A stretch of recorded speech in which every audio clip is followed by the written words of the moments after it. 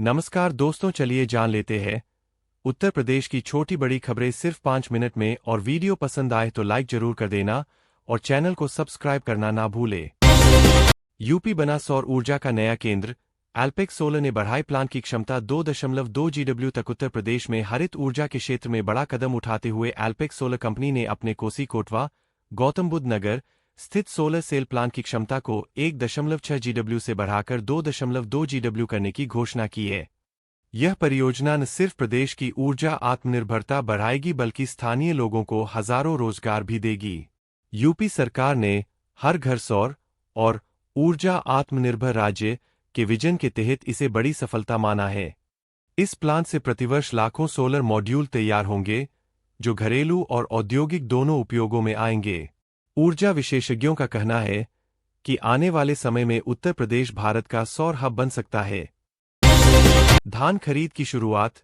पूर्वी यूपी के किसानों के लिए राहत की खबर। राज्य सरकार ने पूर्वी उत्तर प्रदेश के किसानों के लिए बड़ी राहत देते हुए धान खरीद पैडी प्रोक्योरमेंट प्रक्रिया शुरू कर दी है। मुख्यमंत्री योगी आदित्यनाथ ने कहा है कि किसानों को उनके धान का न्यूनतम समर्थन मूल्य MSP समय पर और बिना बिचौलियों के मिलेगा। इस बार सरकार ने खरीद केंद्रों की संख्या बढ़ाई है और डिजिटल भुगतान प्रणाली को अनिवार्य बनाया है ताकि किसी प्रकार की हेराफेरी न हो। कई जिलों में बारिश से फसल पर असर पड़ा है, इसलिए खरीद की अवधि भी बढ़ाई जा सकती है। कृषि विभाग के मुताबिक इस साल राज्य में करीब 600 लाख टन धान खरीदने का लक्ष्य रखा गया है। इसरो ने लखनऊ प्लेनेटेरियम को जोड़ा, अब यूपी बनेगा स्पेस एजुकेशन हब। भारतीय अंतरिक्ष अनुसंधान संगठन इसरो की इकाई IIRS Indian institute of remote sensing ने लखनऊ के इंदिरा गांधी प्लेनेटेरियम को अपने राष्ट्रीय नेटवर्क में शामिल कर लिया है। इस समझौते से उत्तर प्रदेश के छात्रों को space science, satellite data, GIS और रिमोट सेंसिंग की पढ़ाई में नए अवसर मिलेंगे। इसरो की यह पहल ग्रामीण और शहरी दोनों छात्रों तक विज्ञान को पहुंचाने का प्रयास है। राज्य के शिक्षा विभाग ने इसे मिशन विज्ञान क्रांति का हिस्सा बताया है। अब स्कूल और कॉलेज स्तर पर स्पेस मॉडल। महिलाओं की भूमिका पर जोर। लखनऊ में राष्ट्र निर्माण में नारी शक्ति सम्मेलन। लखनऊ में आज आयोजित राष्ट्र निर्माण में नारी शक्ति सम्मेलन में महिलाओं की भूमिका पर जोर दिया गया। कार्यक्रम में राज्य सरकार के कई मंत्री, महिला उद्यमी और सामाजिक कार्यकर्ता शामिल हुए। मुख्य संदेश था, महिलाएं केवल समाज का हिस्सा नहीं, समाज की दिशा तय करने वाली शक्ति है। सम्मेलन में मिशन शक्ति, बेटी बचाओ बेटी पढ़ाओ और महिला सुरक्षा हॉटलाइन 1090 जैसी योजनाओं की प्रगति पर चर्चा हुई। राज्य सरकार ने यह भी घोषणा की कि अगले वित्तीय वर्ष में महिला उद्यमियों के लिए विशेष ऋण सुविधा शुरू की जाएगी।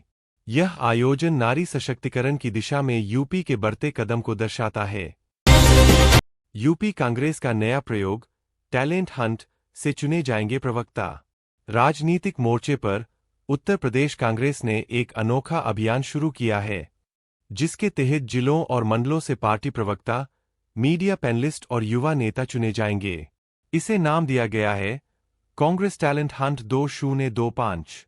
पार्टी सूत्रों का कहना है कि इस प्रक्रिया से युवाओं को नेतृत्व के नए अवसर मिलेंगे और एक नई कांग्रेस टीम तैयार की जाएगी जो सोशल मीडिया और जमीनी स्तर पर सक्रिय रहेगी।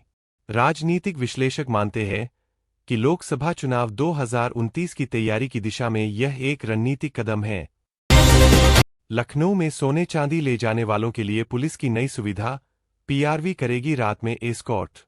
लखनऊ पुलिस ने शहर के ज्वेलर्स और व्यापारियों की सुरक्षा के लिए नई पहल शुरू की है।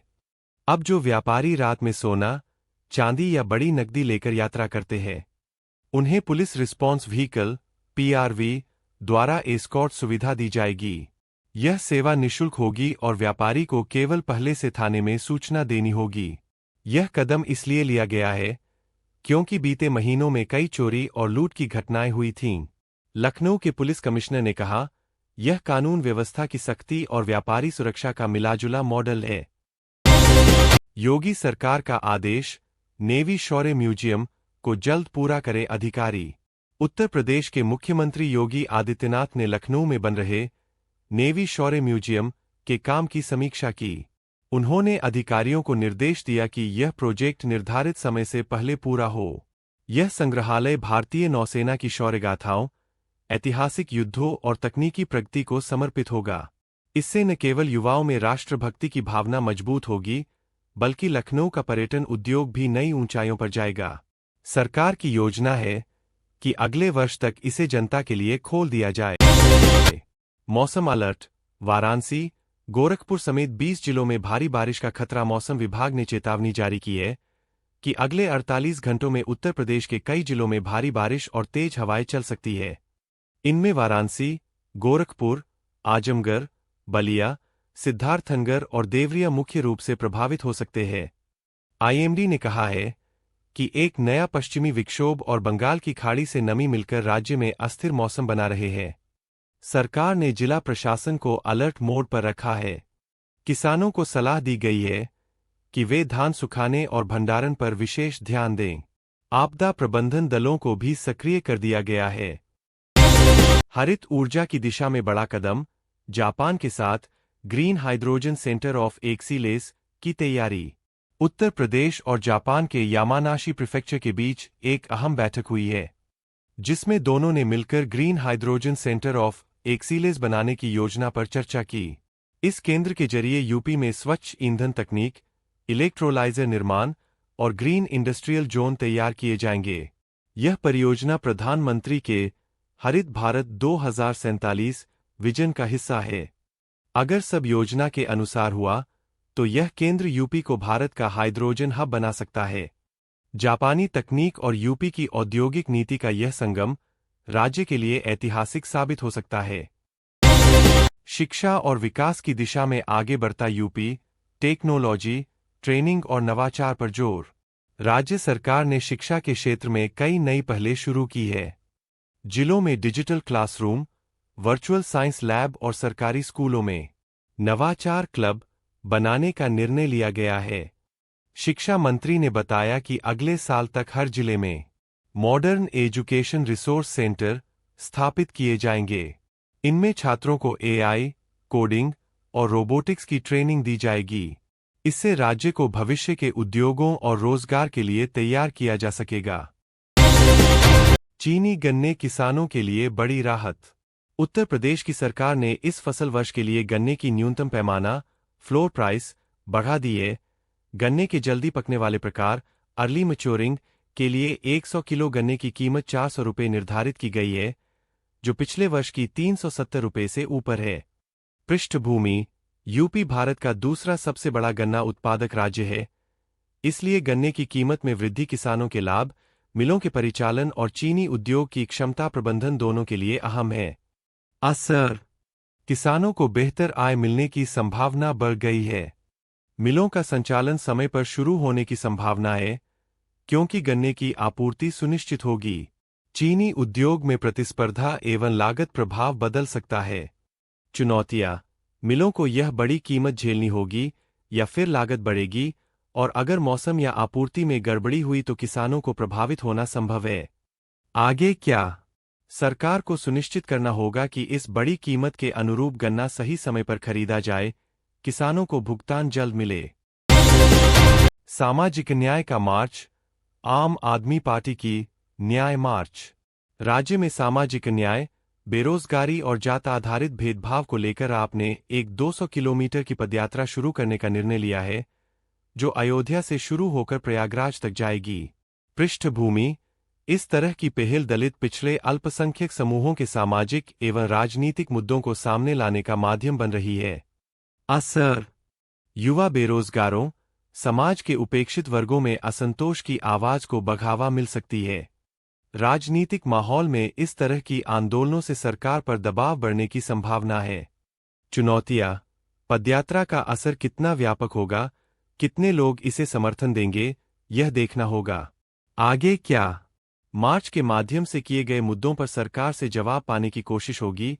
संभव है कि आगे घोषणाएं हों या स्थानीय स्तर पर राजनीतिक हलचल बढ़े। कर्मचारियों के लिए त्योहार पूर्व बोनस की घोषणा। यूपी सरकार ने लगभग 14.82 लाख राज्य सरकारी कर्मचारियों को दिवाली से पहले बोनस देने का निर्णय लिया है, कुल लगभग 1022 करोड़ रुपए खर्च अनुमानित है। पृष्ठभूमि: त्योहारों के समय आर्थिक राहत की दृष्टि से यह कदम उठाया गया है। कर्मचारियों की खुशहाली, खर्च शक्ति पर सकारात्मक प्रभाव पड़ सकता है। असर: कर्मचारियों को वित्तीय बोझ कम मिलेगा, खासकर त्योहारों में खर्च बढ़ने के समय।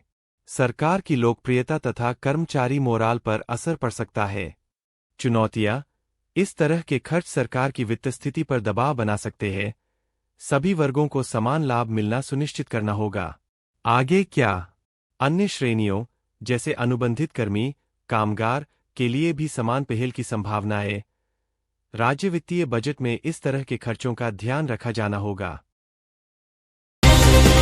मुख्यमंत्री के 150वें जयंती समापन यात्रा कार्यक्रम। सरदार वल्लभभाई पटेल की 150वीं जयंती को अवसर मानते हुए भारतीय जनता पार्टी ने राज्य में प्रत्येक विधानसभा क्षेत्र में 10 किलोमीटर की पदयात्रा आयोजित करने की योजना बनाई है।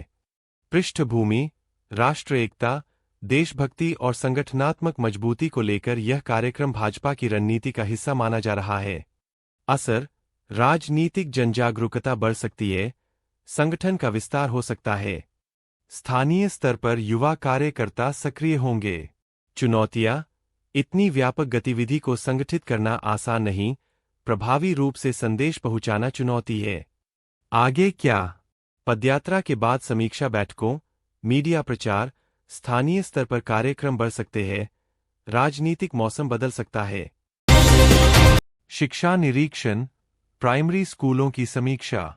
उत्तर प्रदेश के प्राइमरी, प्राथमिक स्कूलों में 9 अक्टूबर से 31 अक्टूबर तक जमीनी हकीकत नामक निरीक्षण शेड्यूल तैयार किया गया है।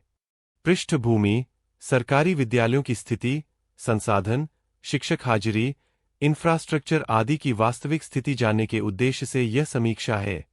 असर: कमजोर विद्यालयों की पहचान हो सकती